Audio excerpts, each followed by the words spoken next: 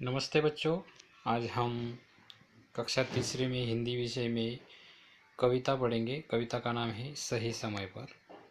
सबसे पहले हम कविता को एक बार पढ़ लेते हैं, उसके बाद उसको विस्तार से देखेंगे।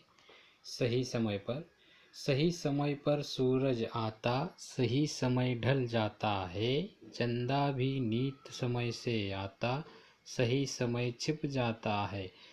पंछी सदा समय पर जगते, नभ में फिर उड़ जाते हैं। दूर दूर तक उड़कर जाते, दाना चुग कर लाते हैं। सुबह समय से खिलती कलियां, किरण देख मुस्काती है। संग पवन के झूम झूम कर नित सुगंध फैलाती है।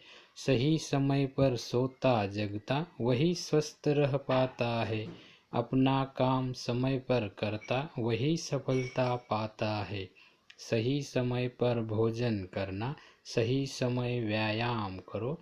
सही समय पर करो पढ़ाई, सही समय विश्राम करो। सही समय पर सूरज आता।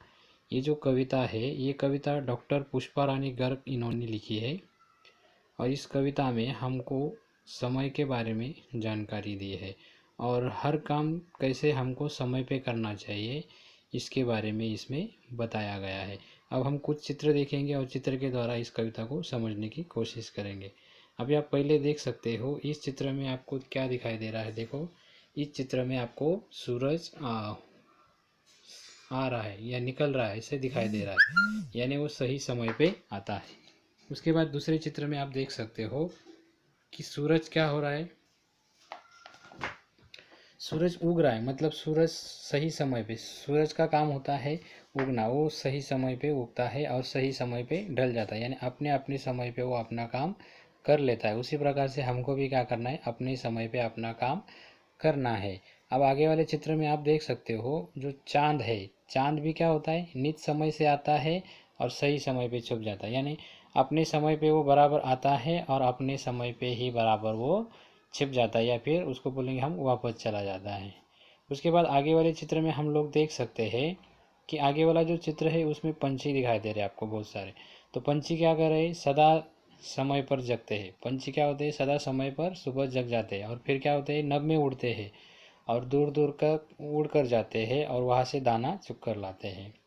आप चित्र में देख सकते हो कुछ कलियां है, वो भी क्या होती है, सुबह सुबह खिलती है समय पर और किरण को देखकर क्या होती है, मुस्काती है। उसके साथ साथ क्या करती है, संग पवन के झूम झूम कर नित सुगंध फैलाती है। वो क्या करती है, नित सुगंध फैलाती है।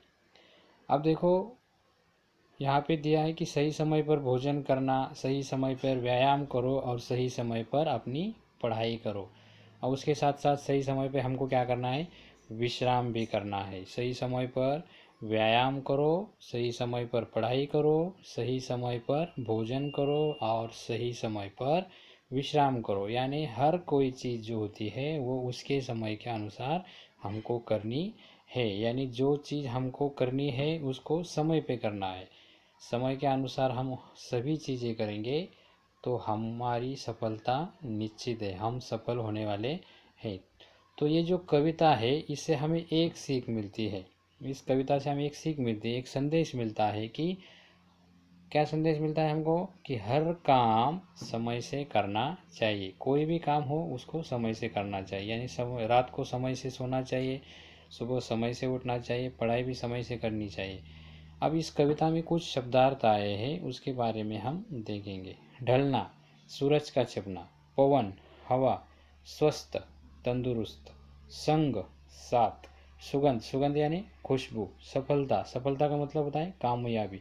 किरण, किरण का मतलब होता है प्रकाश या फिर रेखा। और नित, नित शब्द का मतलब होता है रोज, यानी हर रोज बोलते हैं हम उसको। ढलना, सूरज का छिपना, पवन यानी हवा, ये शब्द के अर्थ है।